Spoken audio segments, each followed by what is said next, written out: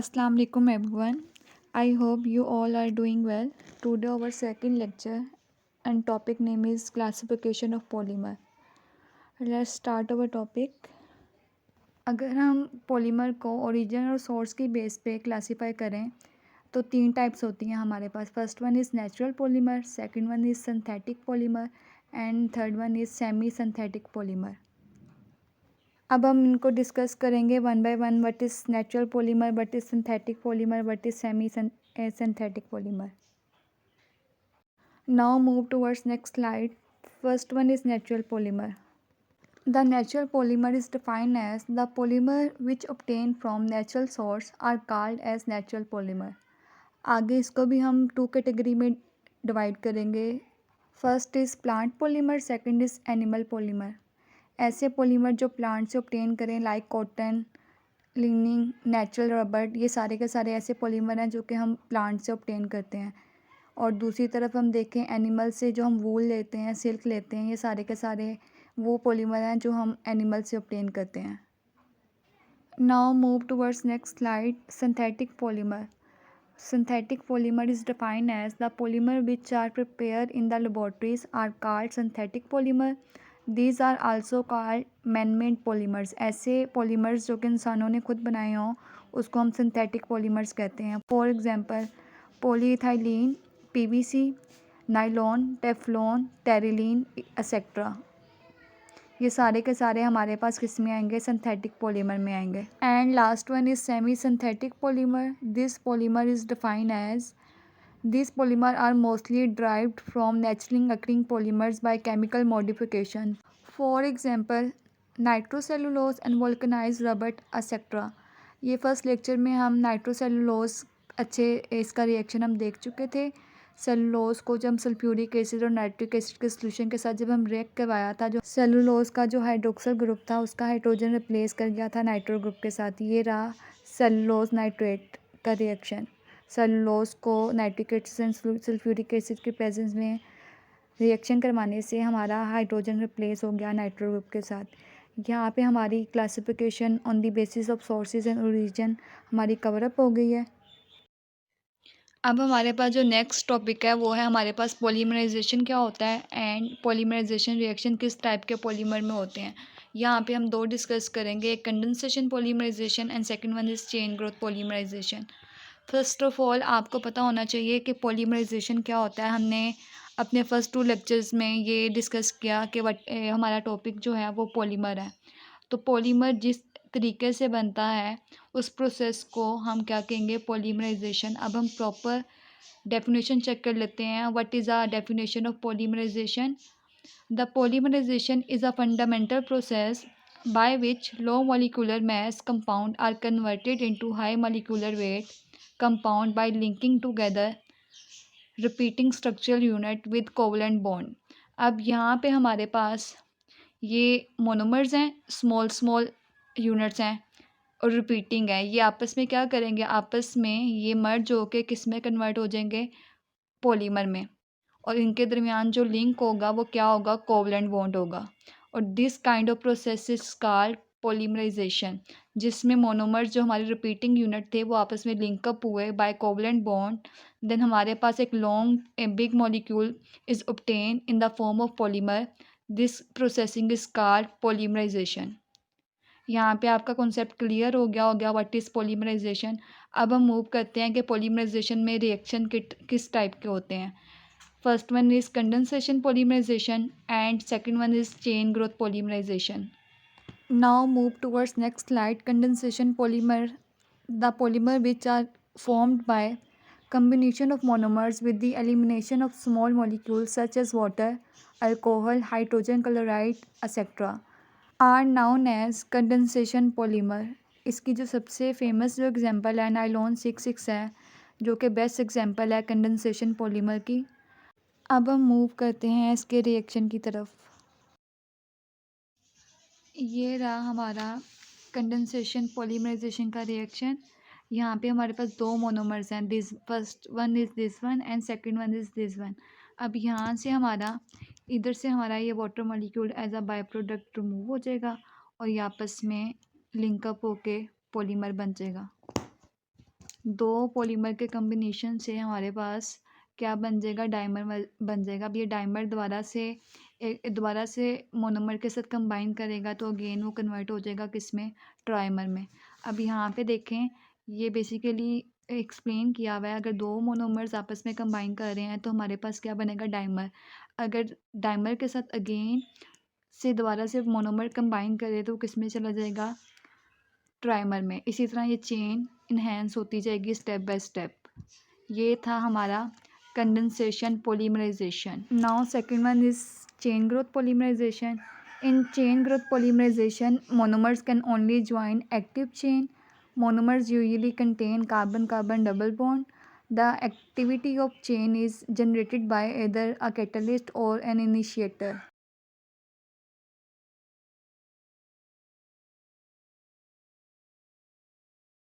यहाँ पे हमारे चेन ग्रोथ पॉलीमराइजेशन के रिएक्शन लिखे हुए हैं फ्रॉम अनसैचुरेटेड हाइड्रोकार्बन। यहाँ पे हमने CH2 double bond CH, X की जगह हमारा कोई कुछ भी हो सकता है। अगर यहाँ पे H होगा तो इथाइलिन बन जाएगा, एंड C6H5 होगा तो वो स्टाइरीन बन जाएगा। अगर Cl होगा तो विनाइल क्लोराइड बन जाएगा। ये मोनोमर्स की बात कर रही हूँ। पॉलीमर्स की फॉर्म में तो हमारे पास वो polyethylene, polystyrene and polyvinyl chloride की फॉर्म में आएगा। अब सबसे पहला ये हमारा मोनोमर है, इसको हमने क्या करना है, एक्टिव करना है। इसकी साइड जब एक्टिव होगी देन आगे से वो चेन आपस में मर्ज होंगी। इनिशिएटर की प्रेजेंस में हम इसको क्या करेंगे, एक्टिव करेंगे।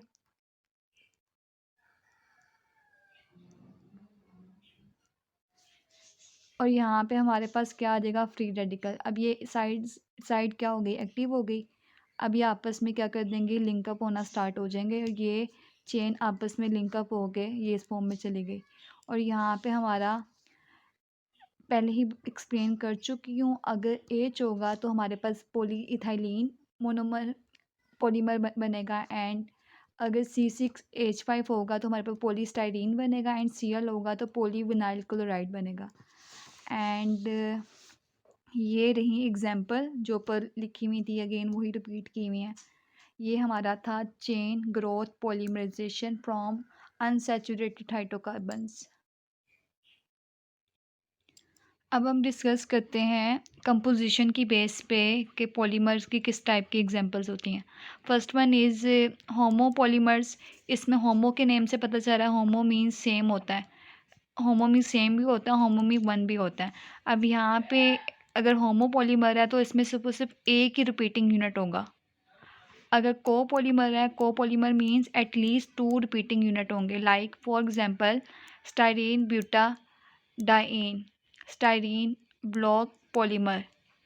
इसमें क्या होंगे, 2 आपके रिपीटिंग यूनिट होंगे, इसमें आपका क्या होगा, 1 रिपीटिंग यूनिट होगा। अब इसी तरह और अगर हम को पॉलीमर्स में अभी मैंने कहा कि आपके 2 रिपीटिंग यूनिट होंगे, उसी की बेस पे हम इसको और फर्दर कैटेगराइज कर सकते हैं। Statistical, alternated, block, craft. Statistical में क्या होगा, रैंडम पोजीशन होगी मोनोमर्स की ज्वाइनिंग, जन वो आपस में ज्वाइन करके किस में चले जाएंगे, पॉलीमर में चले जाएंगे। ऑल्टरनेटिव में क्या होगा, अगर स्टाइरीन ब्यूटाडाइन इस फॉर्म में आपके ऑल्टरनेट फॉर्म में आपके मोनोमर्स ज्वाइन हुए हुए होंगे, और ब्लॉक में ग्रुपिंग की फॉर्म में हुए होंगे, और क्राफ्ट में क्या होगा, ब्रांचिंग की फॉर्म में आपका पॉलीमर बना हुआ होगा।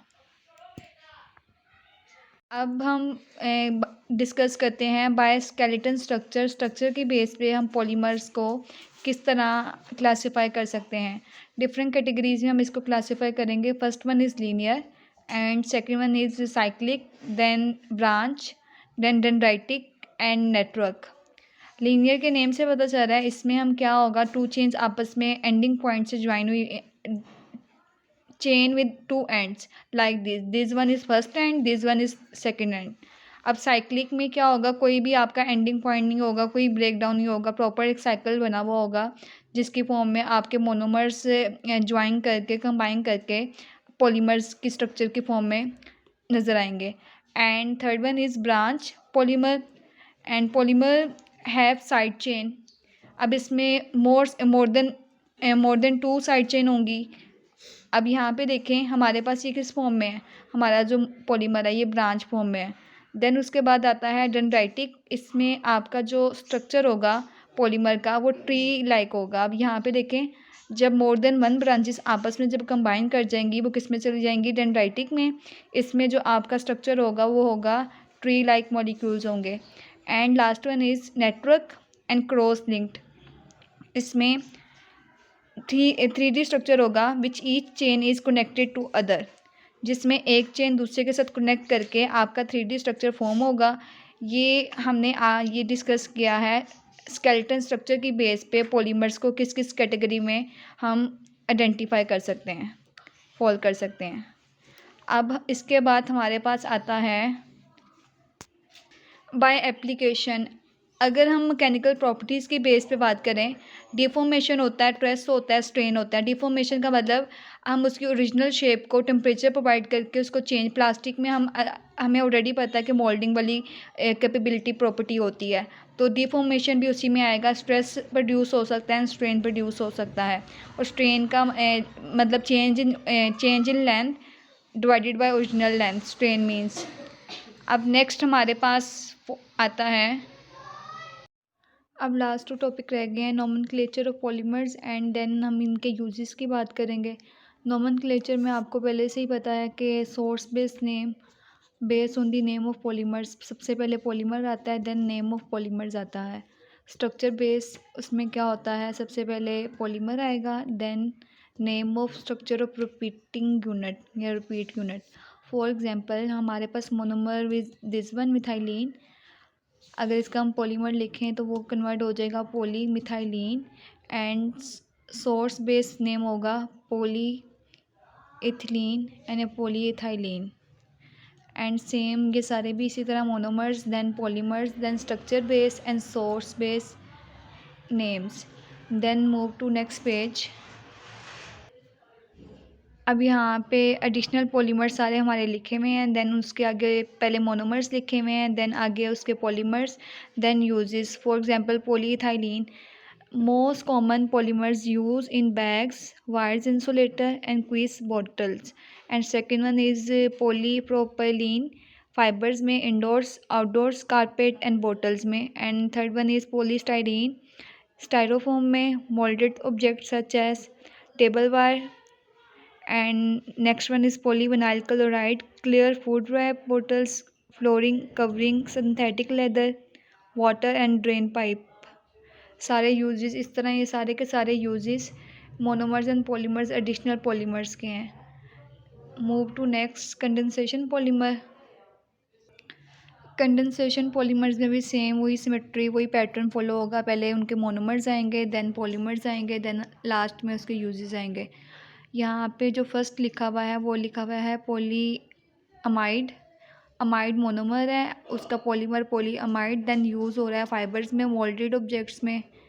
And second one is ester and polymer is polyester linear. अब कंडेंसेशन पॉलीमर्स में भी सेम यही सिमेट्री फॉलो होगी। पहले मोनोमर्स आएंगे, देन इसके पॉलीमर्स आएंगे, देन लास्ट में इसके यूजेस आएंगे। अब यहाँ पे जो फर्स्ट हमारे पास मोनोमर्स यूज़ किया हुआ है वो है अमाइड, देन उसका पॉलीमर होगा पॉली अमाइड, जिसको हम नाइलॉन भी कहते हैं। नाइलॉन का हमने कंडेंसेशन पॉलीमर में इसकी एग्जांपल की थी नाइलॉन 66, और यूज़ हो रहा है फाइबर में, मोल्डेड ऑब्जेक्ट्स में।